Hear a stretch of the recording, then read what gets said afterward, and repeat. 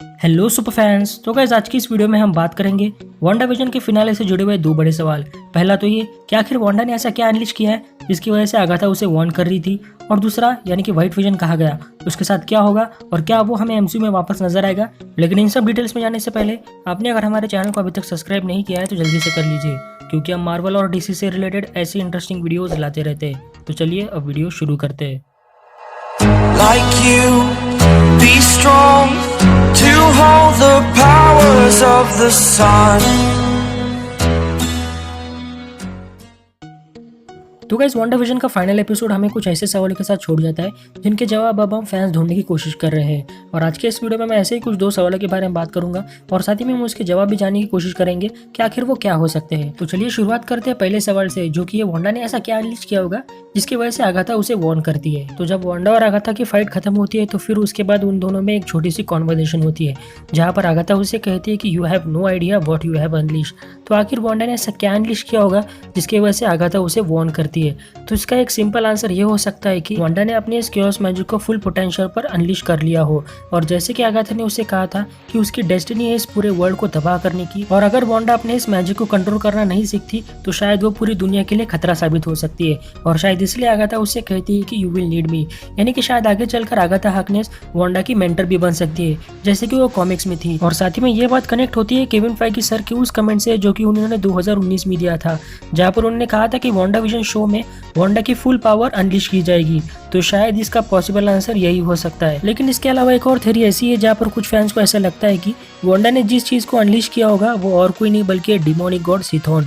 जी हाँ दोस्तों, जो कि इस डार्क होल्ड बुक का राइटर है जिसे एमसीयू में ऑफिशियली इंट्रोड्यूस कर दिया गया है।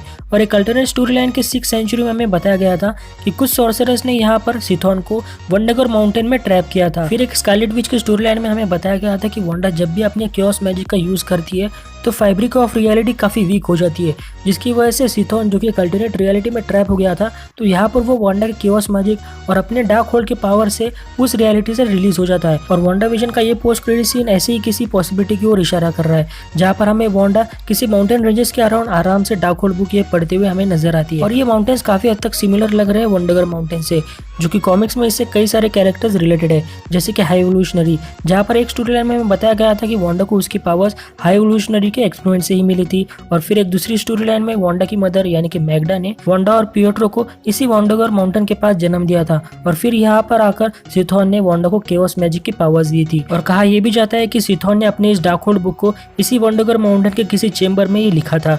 और साथ ही में 6th सेंचुरी के दौरान कुछ सॉर्सरर्स ने वंडरगर माउंटेन में ही सिथोन को ट्रैप किया था। अगर एमसीयू में भी ऐसा ही कुछ होता है जहाँ पर हमें दिखाया जाए कि वांडा के बच्चे जो किसी एक अल्टरनेट रियलिटी में ट्रैप हो चुके हो और उसी रियलिटी में सिथोन भी हो, जिसे कई सालों पहले कुछ सॉर्सरर्स ने उसे उस रियलिटी में ट्रैप किया हो, और जब उसे पता चले कि इन बच्चों की माँ के पास केओस मैजिक है और साथ ही में उसकी पोजीशन में डार्क होल्ड भी है, तो यहाँ पर वो बिली और टॉमी को एज अ बेट यूज करेगा और साथ ही में वो वांडा को ब्लैकमेल करेगा कि उसे उस रियलिटी से रिलीज किया जाए।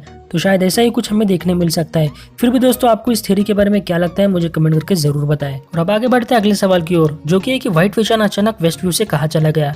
तो जैसे कि इस सीन में हमने देखा कि व्हाइट विजन का काम था विजन को डिस्ट्रॉय करना, लेकिन यहाँ पर विजन उसे कंडीशनल कहता है और कहता है कि मैं तो असली विजन नहीं हूँ, तो तुम यहाँ पर किसे मारोगे।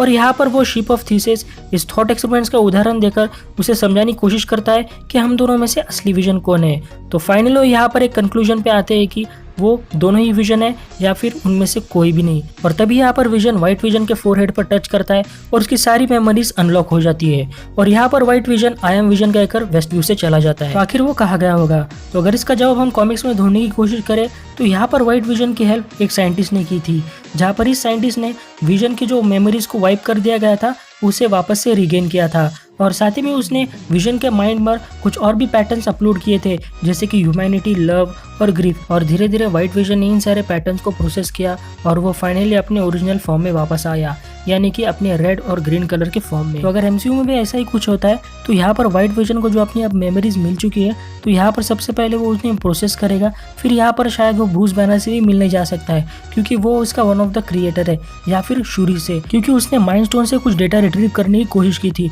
तो अगर उसका बैकअप अवेलेबल है तो यहाँ पर वो वकांडा में शूरी से मिलने जा सकता है और ये डेटा वो उसके माइंड में अपलोड करेगा। है। इसके अलावा कुछ हॉलीवुड इनसाइडर्स के अकॉर्डिंग वांडा और व्हाइट विजन दोनों हमें फ्यूचर में रियूनाइट होते हुए नजर आएंगे। तो देखते हैं क्या होता है, लेकिन ये तो कंफर्म है कि व्हाइट विजन का एमसीयू में फिर से एक बार रिटर्न होगा। फिर भी दोस्तों आपको इसके बारे में क्या लगता है मुझे कमेंट करके जरूर बताएं। आपको अगर ये वीडियो पसंद आए तो प्लीज लाइक करें, शेयर करें और ऐसे इंटरेस्टिंग वीडियोस पाने के लिए हमारे चैनल सुपर फैन को सब्सक्राइब करना ना भूलें और साथ ही में हमारे इंस्टाग्राम पेज को भी जरूर फॉलो करें, जिसकी लिंक आपको नीचे डिस्क्रिप्शन में मिल जाएगी। तो आज के इस वीडियो में बस इतना ही, चलो मिलते हैं अगली वीडियो में। तो थैंक यू दोस्तों।